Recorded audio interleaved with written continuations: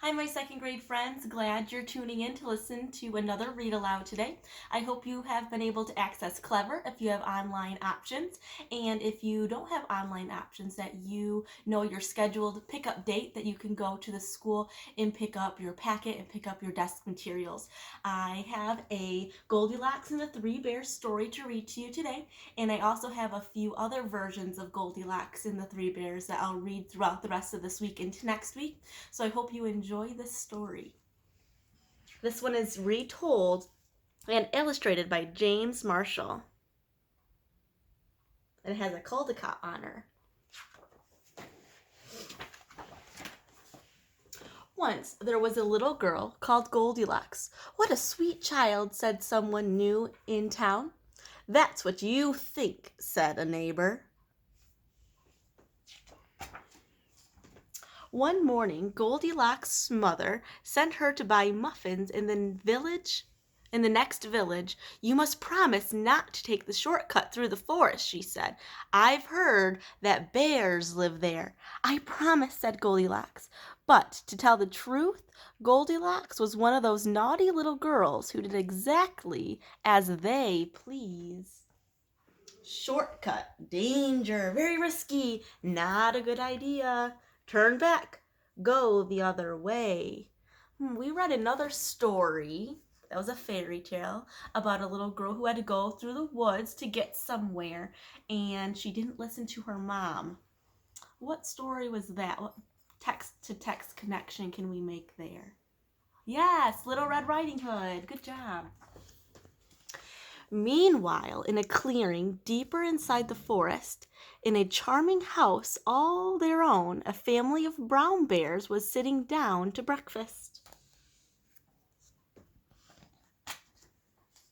"Patooey!" cried big old Papa Bear. "This porridge is scalding.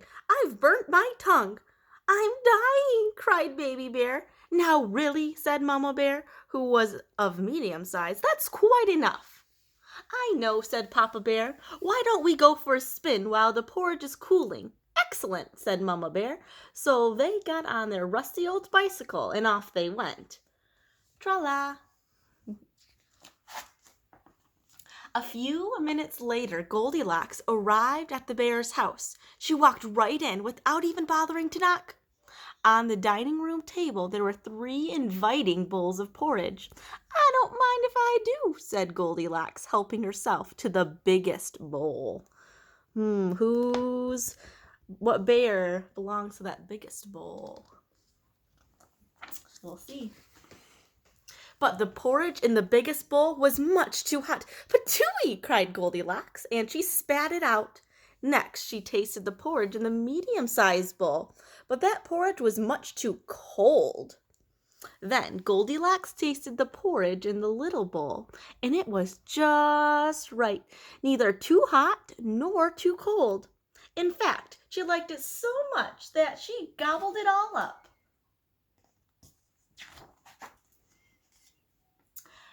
Feeling full and satisfied, Goldilocks thought it would be great fun to have a look around. Right away, she noticed a lot of coarse brown fur everywhere. "They must have kittens," she said. In the parlor, there were 3 chairs. "I don't mind if I do," she said, climbing into the biggest one.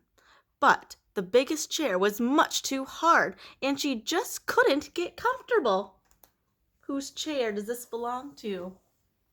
Medium-sized bear, Mama Bear, Baby Bear, Little Bear, or Daddy Bear, the big bear? What do you think? Next, she sat in the medium-sized chair, but that chair was much too soft, and she thought she might never get out of it.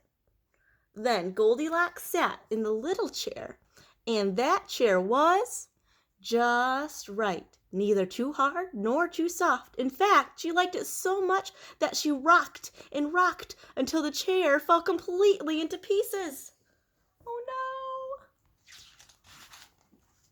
Now, all that rocking left Goldilocks quite tuckered out. "I could take a little snooze," she said. So she went to look for a comfy place to nap. Upstairs were 3 beds. I don't mind if I do, said Goldilocks, and she got into the biggest one. But the head of the biggest bed was much too high. Look at that. It's like a slide for the big bear. Next, she tried the medium-sized bed, but the head of that bed was much too low. Then Goldilocks tried the little bed, and it was just right. Soon she was all nice and cozy and sound asleep. She did not hear the bears come home. Oh no, how do you think the bears are going to react when they find out someone's been in their house? Let's find out. The three bears were mighty hungry. Do you remember why the three bears left in the first place to take a stroll? Their porridge was too hot. Now, did Goldilocks eat their porridge? Let's find out and let's see what they think. The three bears were mighty hungry, but they went in for breakfast. They could scarcely believe their eyes. Someone's been... Sorry, I gotta do that again. Someone's been in my porridge, said Papa Bear. Someone's been in my porridge, said Mama Bear. Someone's been in my porridge, said Baby Bear, and it's all up, eaten all up.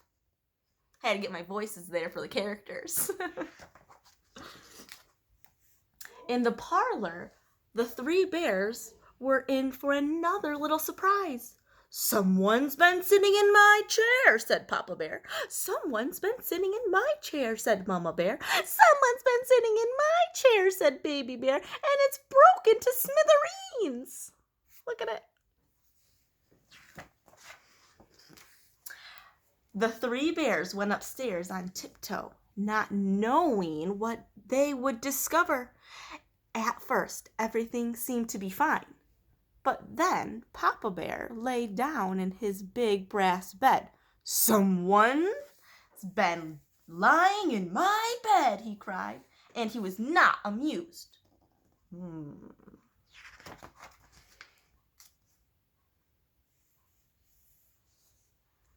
Agads, cried Mama Bear. Someone's been lying in my bed. Look, cried Baby Bear. Someone's been laying in my bed, and she's still there. Oh, no. Now see, roared Papa Bear. Please tell me again. Okay. Now see here, roared Papa Bear. Goldilocks woke up with a start, and her eyes nearly popped out of her head. But before the bears could demand a proper explanation, Goldilocks was out of bed, out the window, and on her way home.